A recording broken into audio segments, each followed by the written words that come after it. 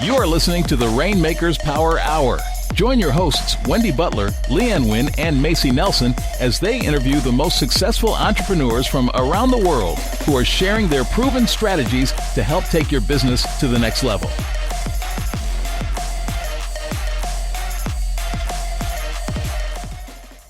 Welcome to the Rainmakers Podcast. We do this every Tuesday night at 7 p.m. Eastern.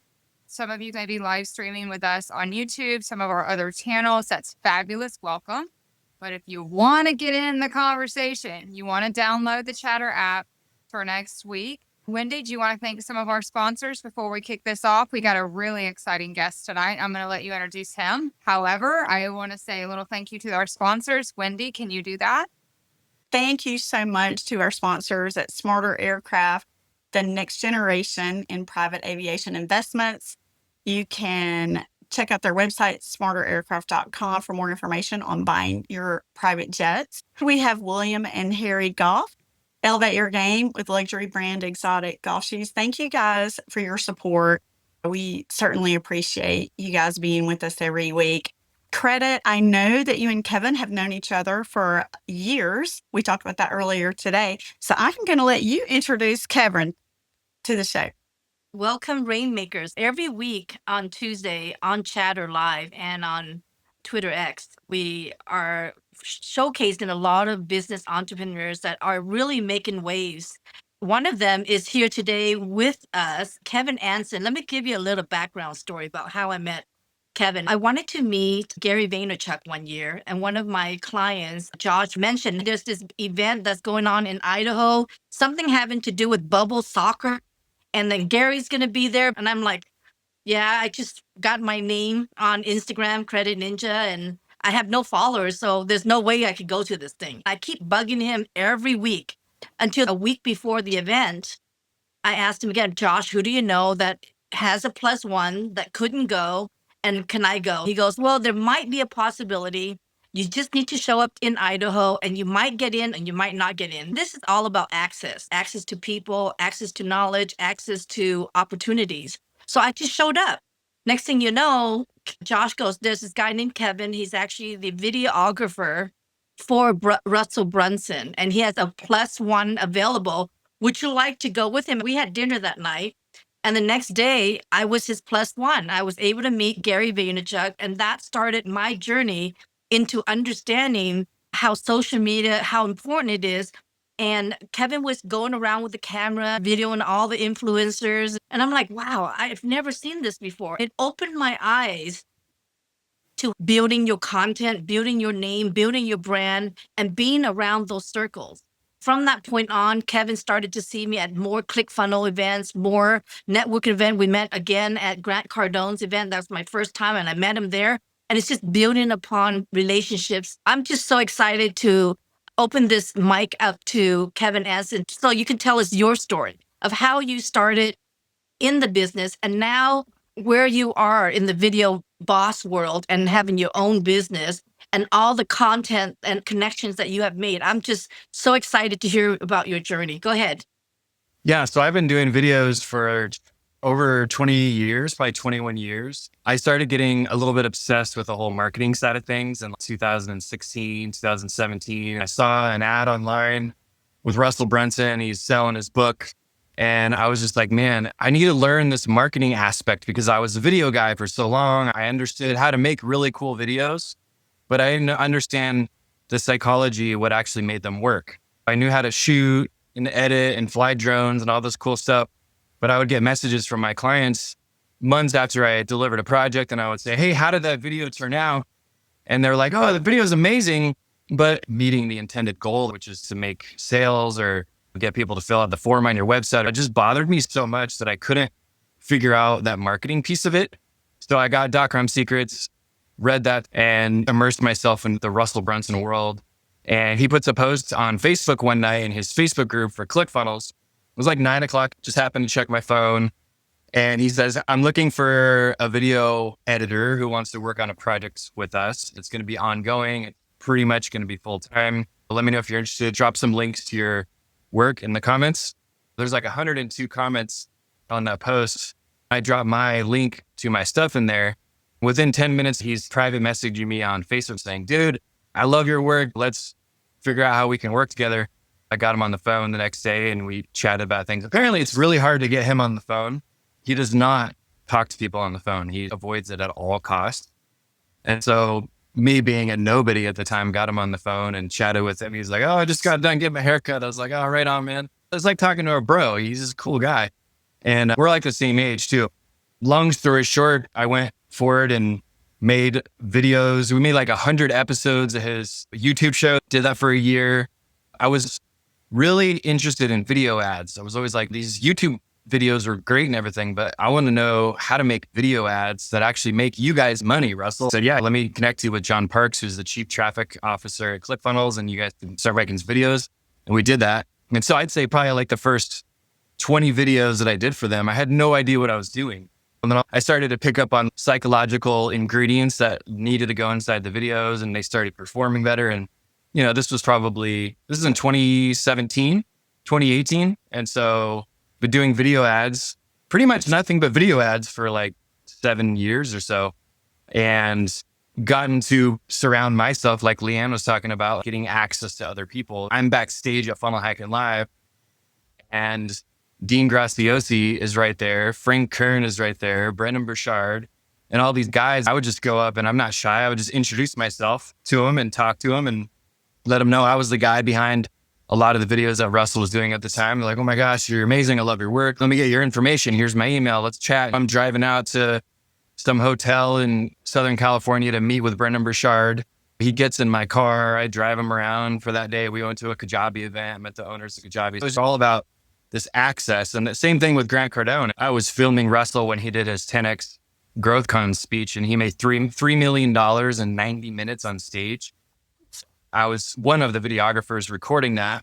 I got access to the backstage, all access. I don't even know how much these people pay, but like they're dressed a lot nicer than I am at the time. And I'm like, I don't know what's going on back here, but these guys look pretty serious. Looks like, you know, some bunch of boss men, mafia looking dudes dressed in suits. I'm like, wow, there's some powerful people in here. And Grant Cardone's back there. And so I introduced myself and chat with him. Then I met Jared Gallant, who is his right-hand man. I still have Jared's phone number. We started working together, and I made ads for 10X GrowthCon. It's been a really cool journey. It hasn't been something that came easy by any means. They always talk about finding your thing, your one thing, and sticking to it. A lot of people will jump all over the place. They're like, oh, I'm going to do real estate, or I'm going to open up this cool service company. And when you're too spread thin, you can't focus on the one thing you need to really become an expert in. Video ads was my thing. I chose that 7 or 8 years ago and haven't looked back. We've been able to work with some amazing clients. We just did a whole round of ads for mastermind.com, which is Tony Robbins and Dean Greskin. Did their ads for the May event. They had like 1 million people show up on a Zoom call, made a bunch of ads for that. And it's been really cool. In the process, focused hard on understanding the human psychology aspect of it. It's really important when you're watching a video online. People are in it for themselves, right? They don't care about who you are, what you've done to a certain degree. They just want to know, how's this thing going to solve my problem? Does it overcome certain objections that I have? When a person's watching a video, they're thinking the entire time, what's in it for me? What's the result? What's the outcome that I'm going to get? Does this solve my problem? Who are you?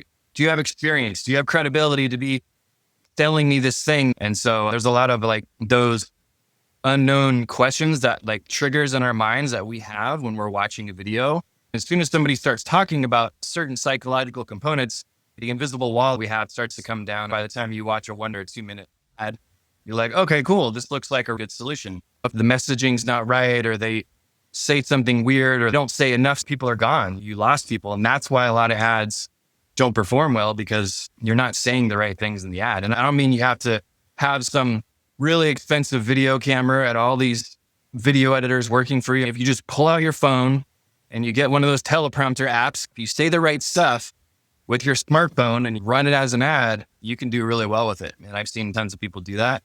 Even Frank Kerr and Dean Graziosi, those guys do that. They'll go in their backyard, they'll be having inspiration for an ad, they'll record it, and they'll send it to their guys, and they run it on Facebook and make tons of money.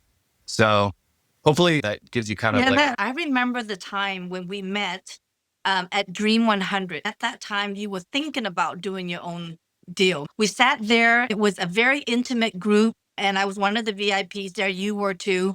We sat down and I asked you, what's your next move? You're like, I want to just branch out and do my own thing. I don't know what direction. Remember that thought about taking that chance? Can you come back to that point of how you transitioned from being a videographer into actually full-blown agency? That right after that, I started seeing your agency take off. You started hiring or collaborating with an Asian girl. I don't remember her name, but she was working with you on some projects. Where are you today in terms of your staffing and how do you flow all that through? Because that's a lot of work. I've actually been running my business since 2011. And so I did corporate videos for about 6 years and worked with Mercedes-Benz, Costco, Chase Bank, and Citrix, which was the old Zoom. All these really well-known brands that I was able to work with. And then 2017 came along and I started to get into video ads. The biggest thing that really turned for me was getting out there, getting in front of more people and building my network. We can all attest to that, right? Your network is your net worth, and it's super true. So just getting out there and going to these events. Every time I get a chance to go to an event or speak at an event, I meet all kinds of people. I don't know. And they're like super powerful people doing amazing things. We connect and big business comes out of it. But yeah, I think it was just the big turning point too, was just outsourcing a team to be able to handle a lot of the video editing, because you can't do it all yourself. You need help. It did a lot for the business, being able to outsource, finding people I could trust. And so now it's really fun. I teach people all my strategies. I have a 6-week certification program that I take people through, and they get a plaque and stuff. I teach them everything I know in a 6-week period. We work on real client projects. They get paid for the video ads that they make, and then we send them to the client. It's really fun. In that process, I'm building my team of video editors. When I have overflow work, I can send it to my students, which has been cool. And Macy has a question. Notebook full. So talking about editing, I am a real estate broker. Starting out, I was doing all my own videos, editing and ads. I would hire the videographers and then they would come back and I wouldn't be happy with it. So then of course, matter of fact, my son said I'm too difficult to work with. So he's a videographer. But so getting into the technical part of things, if someone wants to do basic videos and do this themselves, and I know we're going to get into your course later, you said your phone, but sometimes I find that the phone doesn't give the quality of videos that I would like. Is there a camera that you would suggest for people to use that gives you quality videos better than, say, the iPhone? This is just a basic 101 question, but I have a lot of people asking me that, and I'm always looking for that as well. Yeah, there's a lot of cameras. I mean, I like Sony. I used to be a Canon guy. Now I'm Sony. A lot of the Sony Alpha cameras are really good, and they put out good quality. If you want to take it up a notch and get a really nice camera that looks all cinematic, you get a Blackmagic camera. They have the Blackmagic Pocket Cinema camera, and I think it's around like 2,000 or 3,000, which isn't that bad. It depends on who you're selling to. A lot of the ads we do are B2B. B2B, they don't mind being sold to, because we're entrepreneurs. When we see an ad online, we're receptive to it. We're like, we don't mind being sold to because we have a business and we're always looking for solutions that can help us solve our problems. When an ad looks professional, it's shot well, it's lit well, all the stuff looks good and the editing's great, it's okay for us. We're like, okay, cool, this is a really good ad. Versus on the B2C side, most of the ads that work on the consumer side are shot on a smartphone and they look like they were meant for TikTok. They do a lot of car insurance ads, and a lot of those ads that they do that are crushing it is somebody's out in their front yard and they're like, hey, check out my Mustang. I just got this car. You wouldn't believe how much money I'm paying for insurance for this thing. It's like $25 and it's shaky. Well, those ads crush it for them because they're selling to consumers. I can't say that every single ad for a consumer has to be shot on a smartphone and look like a TikTok video, but that's 9 times out of 10 the way that it looks. That's why you see a lot of ads for products online, into beauty and selling makeup. Hire these influencers to make them ads. They shoot them in their bedroom and they put makeup on and it looks like it was shot by a smartphone. Those ads crush. But I didn't get into B2C too much. I like to make ads that look cinematic. That's the style we make. It feels like you're taking somebody on a journey. Like in a 60-second ad, the music might change 5 times. You know, that's pretty, like most people aren't used to seeing that. So it's just like this, roller coaster. It's just constantly waking people up. It's like when you watch a movie trailer and they get you excited about watching the movie. it's designed that way. And for a reason, it's because like they want to get you pumped up. Like there's highs and then there's lows. There's emotional parts where they show someone died in the movie. Then it gets exciting and they show action and they bring it down again. It's just this wave of emotions going on. And that's how we make ads. I love it. We have a lot of entrepreneurs on here that are in the B2B space. I'm one of them. I'm also B2G, which is business to government. This sounds amazing. And I have seen Wendy's videos that she has done. Amazing. That's never going to be me. I can run a business, but it's not something I can do. You just don't have the time to do it. I honestly want to hear more about your course. I don't think I'd take the course because I don't have time nor the talent. But my assistant, my project coordinator, some staff that I have, I would love to be able to sign them up for a course and say, here, guys, I need videos that do this, this, and this. Let's put them on the website. How do I get my staff involved in doing that? Yeah, you can go to my website. I have one that talks about the psychological components. Do we have the website, Pen? Just type in my name, kevinanson.com. You might have to put www.kevinanson.com. There's a course on there. There's also another one that I came out with a year or so ago, and I go through the process of making those cinematic ads. That's more for like the video editor. If you go to kevinanson.com/movie trailer ads, that one is really good. I don't make a ton of money selling courses right now. I've had thousands of people go through it, but it's not my big money maker. It's great when people buy it. You know, it's coffee money or whatever, and they're affordable and they're great. Mostly we make videos for clients in our agency on the coaching side and make better revenue there. The courses are fun. I've had a lot of people come through. Grant Cardone's entire video team went through my course. ClickFunnels went through it. Brendan Burchard's team went through it. Gym Launch, which was owned by Hormozy, went through it. When I see these purchases come through and I see the email and it says like CardoneVentures.com, I'm like, holy crap, somebody just bought that. That's really cool. I launched it 4 years ago and I see every payment that comes through and I'm like, oh, right on, gymlaunch.com. They just bought my course. That's cool. Well, I love Well, that is really cool. I know everybody else has a ton of questions. I know specifically about, a lot of us just don't have time or the creative talent. So how would we go about bringing you on board to do that for us?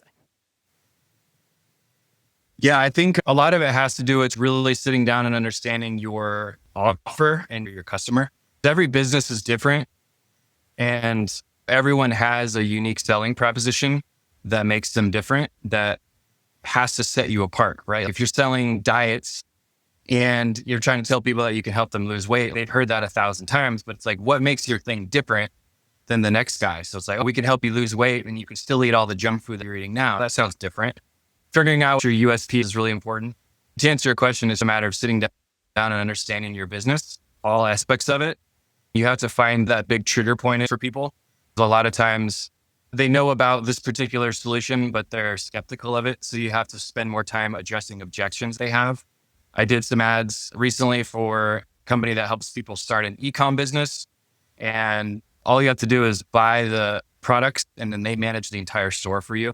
So a lot of skepticism with that. Is this a scam? Is it in the United States? Are they going to take my money? Do they have a track record for doing this? Have they made other people money? So we have to answer all that stuff in the ad. Depending on what your offer is and what you're trying to sell, you have to make sure that your ad is geared towards that. Does that make sense?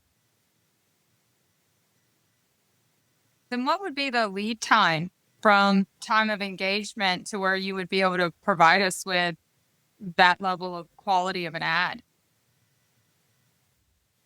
Once we have footage, it's just a couple weeks. The front end work, it could take a week. Answer these 12 questions. 6 questions about your customer, 6 questions about your offer. And then we have that information and we can figure out what to say in the script. And then it's like, okay, we have our script. Here you go. Get on camera and say it. Or you could be interviewed. We could ask you a series of questions that are geared to get that information out of an interview style. And then once we have those videos of you speaking or whoever it is at your company, we take that and create tons of ads with it. We just did that with the e-com company. I had a guy go out to Tampa, Florida. I gave him like a list of, 20 questions that they had to sit down and answer interview style. And now we can make 100 ads with that content. Wow. That's amazing. I have a quick question for you, Kevin. We have had entrepreneurs on our show talk about AI and the fact that sometimes We're watching things, for instance, a podcast, and it's not even the person. It's a computer generated version of themselves. They ask the questions. What do you think about that? Are you even utilizing that in your business now? Or you're using real people and real cameras? Are you using AI? What kind of AI are you using with your business? Yeah, the only thing that I use AI for is to come up with scripts and ideas and concepts. And as far as speaking, Hey Gen is a big company that does that, right? Where you can upload a bunch of video of yourself talking and then it spits out a real version of yourself. Not a big fan of that, because as soon as people get the slightest whiff of the fact that you're doing that, it just makes you look really bad. It's almost like you just lied to them and told them that you're a billionaire and you're not, in my opinion. When I notice if somebody's trying to sell something to me and they can't take the time to jump on camera and talk about their offer and they're using AI instead, it's a huge turnoff. And I think there's going to be a really big turn in the industry. I feel like eventually it's going to come out, like people are going to be really against the AI generated videos and we're going to seek authenticity again. I don't think it's going to be that long. Didn't YouTube just come out with a thing where they're demonetizing videos that were made with AI on YouTube? That's going to happen on July 15th. I'm not a fan of it. I will never use an AI video testimonial in one of our ads. It's just not cool. That's my opinion on it. If you're making a funny video, that's cool. But when you're trying to make people believe that you're a real person speaking to them, that's when it's kind of crosses the line. That's so good to know, because us novices, that's exactly what we would use is AI. It's exactly what I would have to use. So that's really good to know. I'm going to have a quick question before we hand it off to the audience. Kevin, what is your favorite video that you've ever done? Describe it. And what was the end result of it? Because I know you have so many videos that went viral, and some I was cracking up looking at the past ones. What is your favorite one to this day that you made your mark on? I get really excited when an ad actually performs really well and it does what it's supposed to do. We did some ads for The Billionaire in January, and they got 1.2 million people into the thing that they were trying to get them into because of the ads that I created. And so it was like, holy crap. We spent a lot of time on that ad. There was 4 ads total, but the first ad that we put out, we wanted to really blow them away, and we did. And they were so excited. They're like, oh, can we take this and run it on national TV? We're like, oh yeah, of course.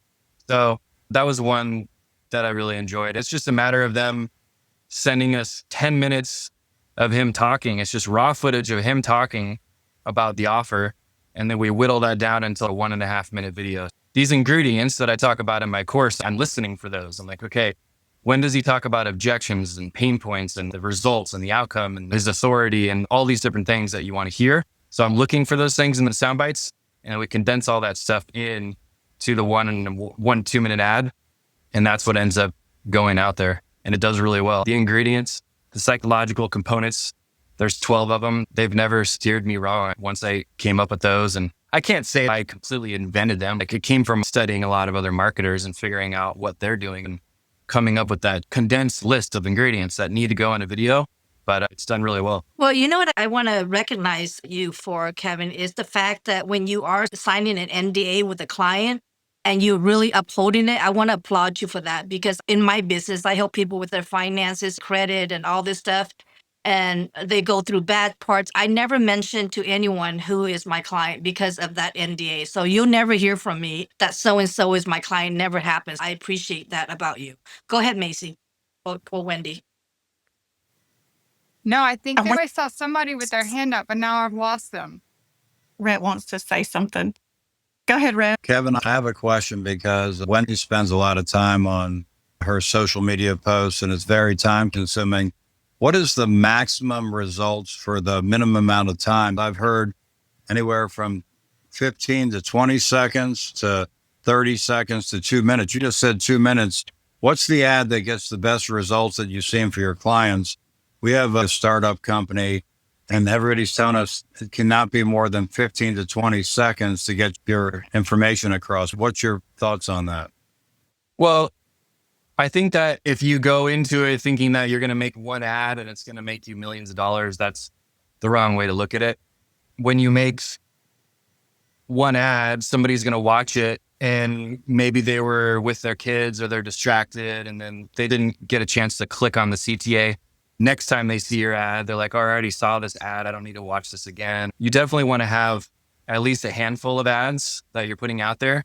And some of them might be 15 to 20 seconds. And then other ones might be a minute and a half or 2 minutes long because they need more explaining. It does depend on the offer. Like we did ask for a guy tapping investing, which is a confusing topic for anyone who doesn't know what that is or understand it. And so his ads need to be a little longer, like 2 to 3 minutes, because he explains how this works, how we find the deals and what happens. Those ads just need to be a little longer. We made ads for him and they ran for a year and a half, the same handful of ads. It just depends on how much explaining your offer needs. If it's something everyone's heard of, like landing page software, it's like, okay, well, we already know what that is. Just tell me what's different about your landing page software and stop talking. So the average ad that we do for our clients is 45 to 90 seconds most of the time. So that's where we're at. To have something that's self-explanatory about a retail product versus something technological, that would be very different for the time frame. Did you say a physical product for retail versus a what? Sorry. Right. So if you have a product that other people have that they're familiar with versus something that would have more intellectual, maybe a definition or something that they need more explanation from, that would be, because I've always heard 15 to 30 seconds. People after 30 seconds lose their desire to keep watching unless they're really interested. If you want to get somebody interested in something that you have that everybody else has, what is that time frame? 2 minutes seems long to me, but 30 seconds seems fair. I'm just curious. Yeah, if you spend enough time in the first 30 seconds explaining the exact outcome that somebody can get from your products, that'll go a lot further than if you don't. You have to know what the outcome is that the person really wants. Like it solves a big problem for them. It directly lays that out for them in the beginning. If it's for tax lien investing, we talk about showing how we bought this house for $3,000 and now it's worth $125,000. If we sold that house for even just 50% of the value, that would be $62,000. And so you could be possibly making $62,000 off of a $3,000 investment. So we talk about that right in the beginning of the ad, and that's the outcome that people want to hear and see. Now they're like, cool, I'll stick around to hear what the rest that this guy has to say because I want to know how he's doing this. Like, can he teach me how to do this? There's also the stages of awareness because you have to know where your customer is in the stages of awareness. Like, are they completely unaware? Are they solution unaware? Are they solution aware? Are they product unaware, product aware? If you have some product that's never been seen before, then they're totally product unaware. So you have to take some time to talk about the outcome it can get for them in the beginning, and you explain how this product works in the ad. But if it's solution aware, like a landing page software, everyone knows about landing page softwares, right? You can skip the small talk and just get right to the point. Here's what makes our software different. I like that, the awareness, because that makes total sense now. So people are aware of what you have versus unaware. Now that makes sense. We'll talk to you after the program because we have a product that's aware. We want to make sure that people understand that differentiates us from the majority of all the other products out there.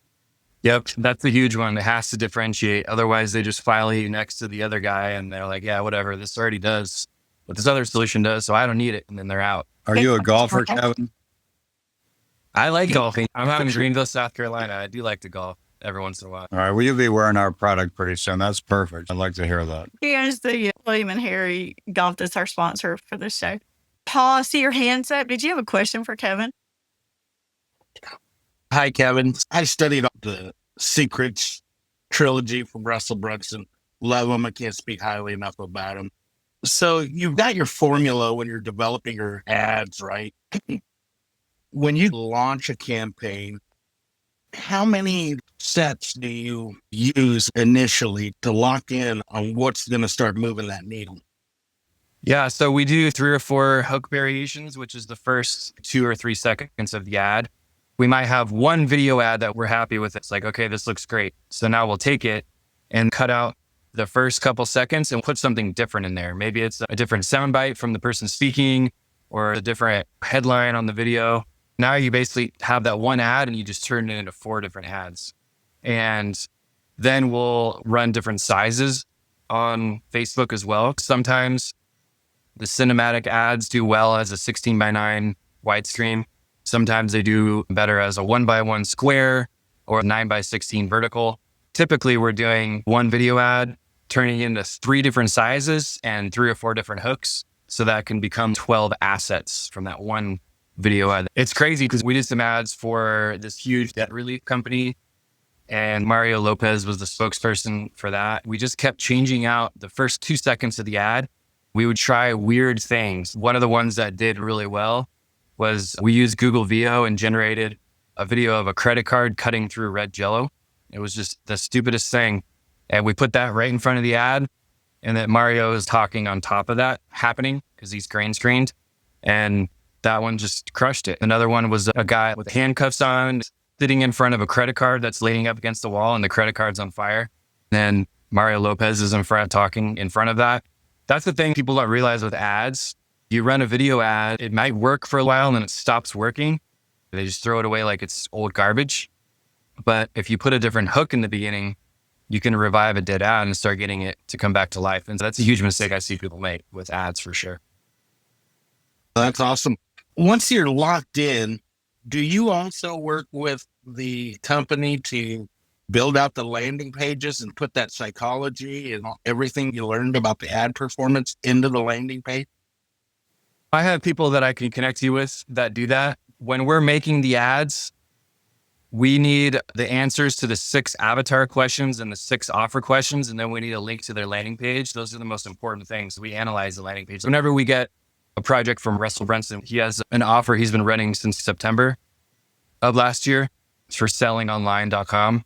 When they had that landing page done, I was like, send that over to me. And so I'll have ChatGPT go through and analyze the whole website and understand all the psychology of it.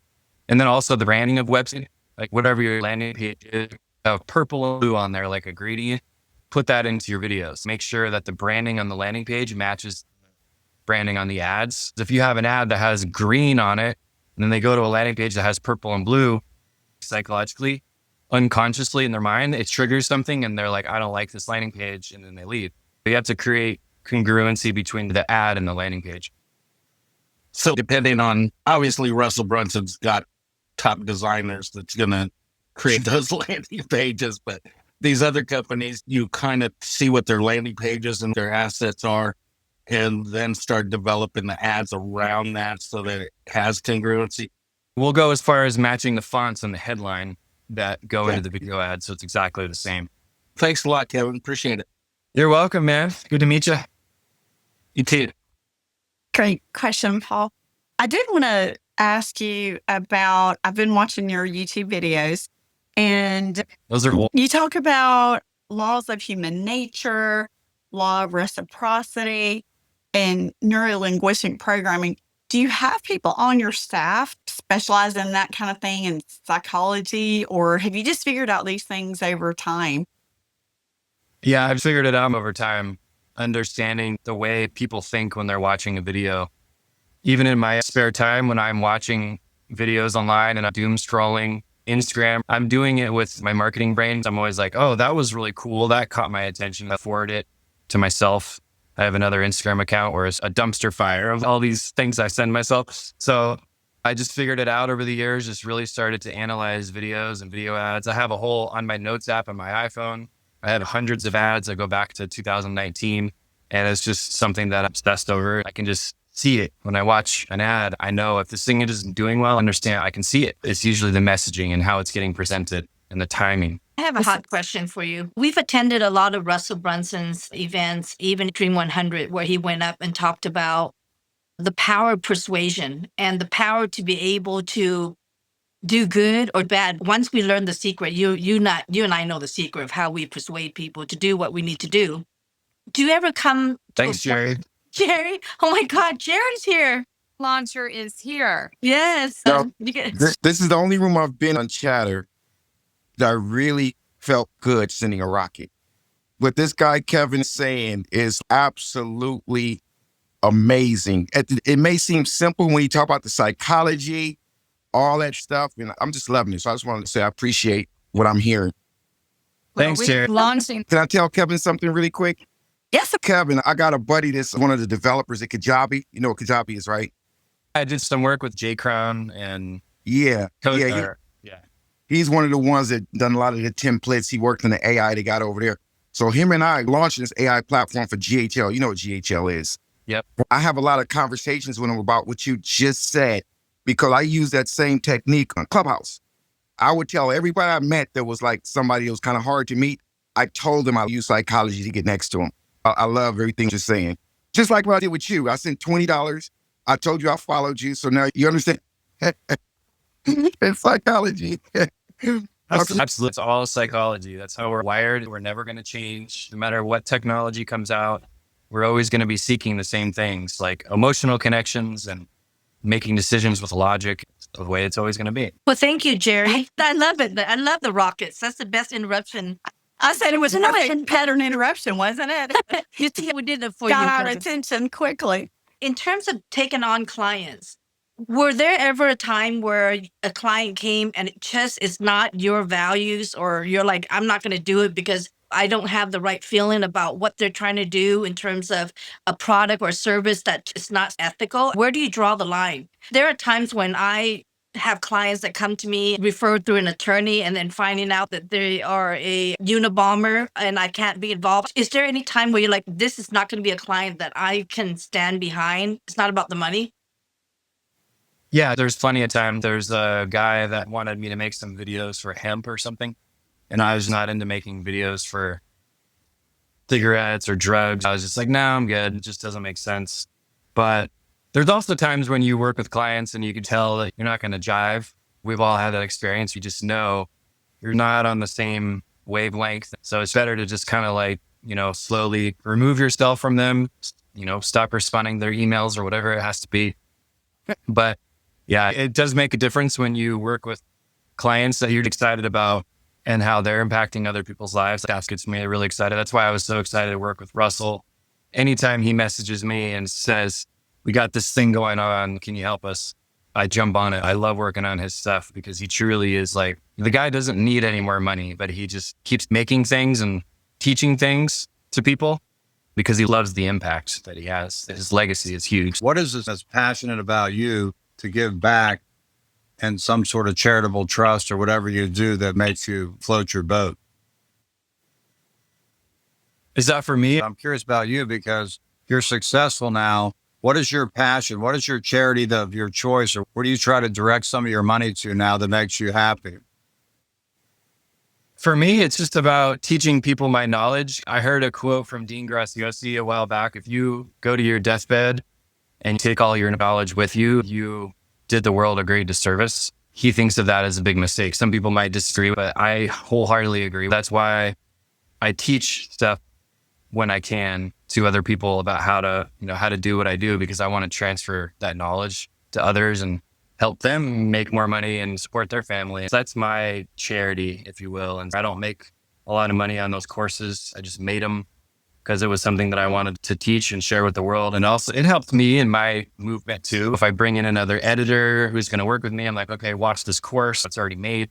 What lights me up, teaching people and then seeing the results they get more clients, understand video better and help their clients and their movement. It's just continuous pay it forward movement. It's really cool.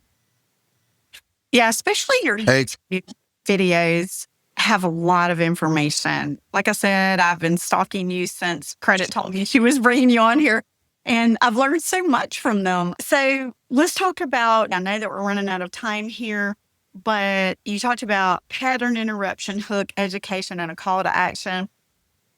Are those still your main steps in your video, or do you have some more to add since those have kind of been older? Is that what we need to be doing? Pretty much. I have a whole set of ingredients that I am always looking at. Every video we do doesn't have all 12 ad components in it, but most of the time it has some sort of a pattern interrupts, right? Where it's like you're getting people's attention. For us as editors, we put a little glitch on the screen so it looks like the video is glitching. The text on the screen in the very beginning of the ad, it's a hook, but it could also be considered the pattern interrupt because it's something jarring or says like diets are dead. So then people are like, wait, what is this about? Other pattern interrupts that people use I have this fire wallet, and Leanne's seen it, where it catches on fire, gets people's attention at the beginning of the video. I mean, you could wave at the camera. You could get crazy outfits, props, and wigs to start out your video, making sure that your prop is matching what you're talking about. Like you might have a for sale sign that you're flipping if you're in real estate. So pattern interrupts, these two are interchangeable in the beginning, but it could be a hook or it could be identify. Identifying the person is really important because otherwise they don't know that you're speaking to them. If I say, hey, are you a real estate investor? And the person watching is not a real estate investor, then that's great. They can leave and go somewhere else. It tells Facebook and Instagram what kind of people you're targeting because it also does keyword searches inside of the narrative that you're saying in your ads. Meta picks up on that with AI. And so it's filing that as a keyword. It's like real estate investors. Cool. We're going to go find more real estate investors and show them your videos. So identifying is really important. And then you got your hook. There's a myriad of different hooks that you can write. You know, there's question hooks, polarization hooks, and making a sharp statement. There's all kinds of different ones, but it's usually just something that's evokes their curiosity enough to where they're like, okay, he just created an itch for me and now I have to get a scratch. You want to know how to make 100 videos in the next 30 days. Oh, okay, cool. I might want to listen to this, right? You've all seen them. We watch Instagram videos. There's always the hook in the beginning. And people have done a lot of work, research, and trial and error to make sure that their hooks get the best results. There's lots of influencers who will put out a 1-minute video. They'll post it, and if it doesn't meet their intended likes or shares in that 30-minute window, they'll delete it and put a new hook on and re-upload it. So the hook is really important.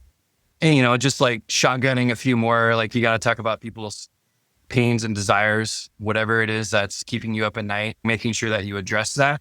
Because it's identifying the person in the ad. Like when you talk about back pain, you're also identifying the person and saying, hey, I can help you with that. Talking about the result or promise. We talked about that earlier where it's like the first 30 seconds of the video, you want to make sure that you talk about the result or the outcome that you're going to be able to get for people through your product or your service. Mentioning that is important. Talking about how your product is different from everyone else in the marketplace. Without that, people file you next to all the other guys who are trying to sell them that thing. And then there's value perception. You could go out and watch 1,000 YouTube videos and waste tens of thousands of dollars on video ads. But number 9 is objection value perception. Every time we buy things like online, you guys could go out and watch 1,000 YouTube videos. You're looking for a computer chair from your office. You're like, okay, does this thing? I'm comfortable. And you're reading all the YouTube values. You're looking for a computer chair from your office, right? So like, does the video ad? I'm working through the contrast. Number 9 is value ad. Ripped and then pretty much buy the I'm comfortable and sometimes it kind of gets wonky and stuff. So you have to read it in acid as well, but it usually works pretty good. But yeah, I mean, AI, anyway, that's the AI conversation. Starting an hour. Okay, one last question. You started video speakers on stage. Grant Cardone, the Russell Brunson, Gary V. I can go on and on and on. Then you started speaking on stage.